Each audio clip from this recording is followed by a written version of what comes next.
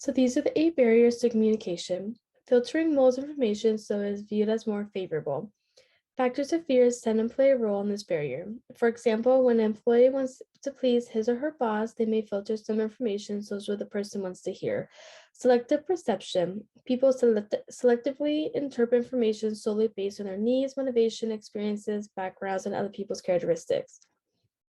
Information overload is that we each have a cap on what we can process, and we can handle so much information at a time in order to keep it organized. Emotions, when you interpret the same message differently depending on how you're feeling, such as if you're angry, sad, happy, or distraught, or etc. Language is even the same language, words will mean differently to people. Two of the biggest factors are age and context.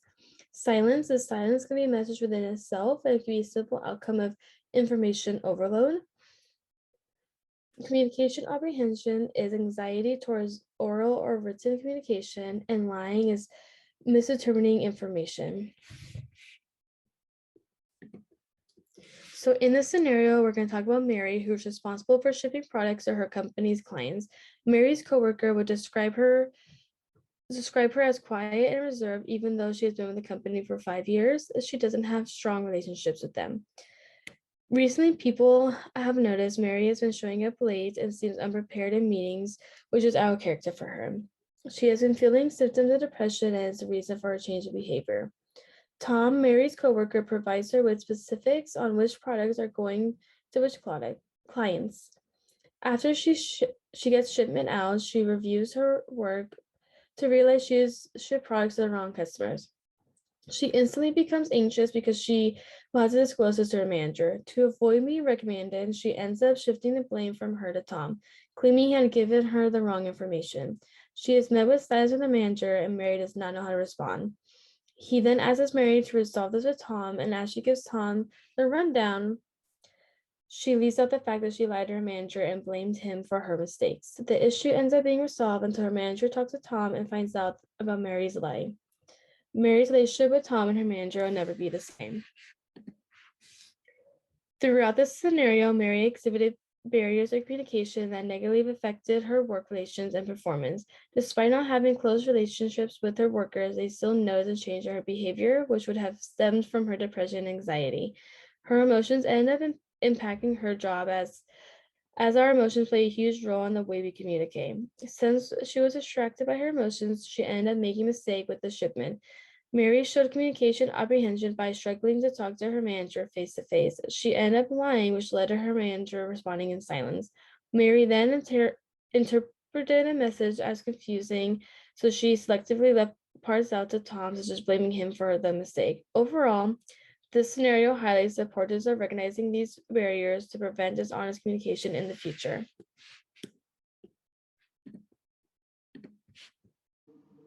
Political behavior. We're going to talk about John, who's a configuration analyst that works for a company that uses a mechanistic model.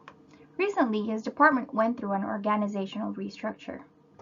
Job demand and responsibilities are higher because, on top of the restructure, the team is also dealing with a new software system.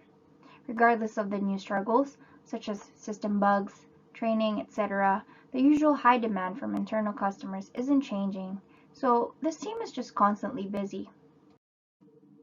And with this, one of the first organizational factors kicking in that's influencing some political behavior is role ambiguity. To add, John's former senior level colleague Andy got promoted and is now John's manager. It's Andy's first time in a managerial role. He has a high knowledge of the daily business as usual activities, but part of his day is still dealing with transactional tasks, so he's not as focused in being a leader yet. So another organizational factor being experienced is that there's an unclear performance evaluation system. Laura, who has the same job title as John, doesn't really participate as much in the weekly team meetings where they have to talk about issues and brainstorm for quick solutions. She doesn't volunteer herself when it comes to daily urgent requests, and John ends up dealing with the majority of it. She's more active in participating in other activities that doesn't directly pertain to their main role. Uses a lot of her time in coordinating with other departments if there are opportunities to collaborate, which isn't exactly negative, right? Recently, she was even recognized by the senior director for organizing a product line tour for their department. Laura is showing a political behavior. She's doing something that's not formally part of her role, but she's creating a collaborative environment that will also help broaden her network. Her being recognized by the senior director is a favorable outcome. John, on the other hand, spends most of his time buried in fulfilling the daily demands of the actual job. We can look at this as a losing moment for John, while Laura is winning because she's gaining more job satisfaction.